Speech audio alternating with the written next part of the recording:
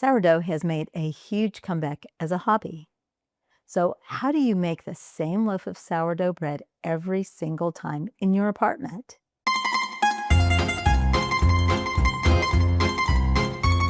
One of the first things that you want to do is you want to use a scale. Why is a scale better than, let's say, a measuring cup? Well, a measuring cup, it's going to give you the volume measure, but with a scale, you're going to get weight measures.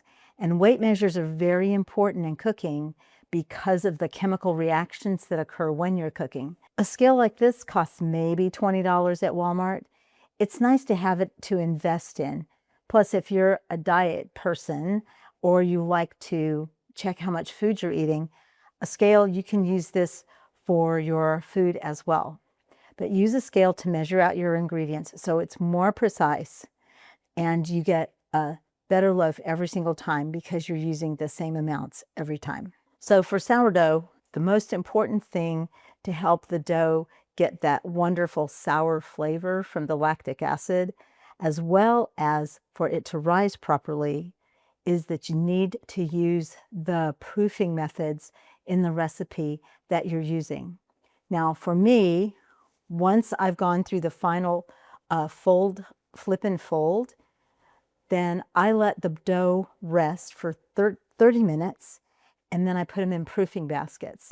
I leave them in the proofing baskets at least 2 to 3 hours, sometimes 4 hours, so that that gives the yeast that is in the bread time to grow, create that wonderful sour flavor, but also start to build the gases so that when you cook the bread, like you do with a yeast bread, the bread will grow, it will rise in the oven. So don't shortcut the proofing. On the other hand, don't make it too long, because if you proof it too long, the other problem that can happen is that it'll get too flat. Follow the directions of whatever recipe you're using. For the recipe I use, I usually let the dough proof for 3 to 4 hours in the proofing basket. So after you've got the dough properly mixed and you've let it rest for 30 minutes, you do something called flip and fold. So you wet your hands, you put them underneath the dough, you pull it up, and you fold it over. And then you turn the bowl and you pick up the dough again and you fold it over.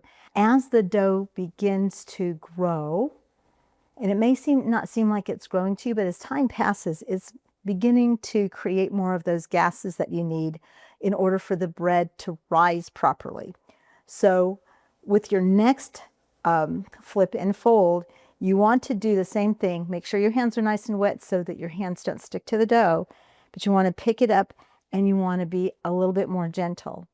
You're going to do this process 3 times at 45 minutes apart. On the last one, you want to be extra gentle. Don't be in a hurry. Take the time to pick up the dough, let it stretch some before you fold it over. Don't be in a hurry, because if you're in a hurry, you're going to knock out some of those gases that you need for the bread to rise the way it needs to rise. I hope you found this helpful. If you've made sourdough bread, I would love to hear about your experiences and what your best tips are. Thank you for watching, and ciao.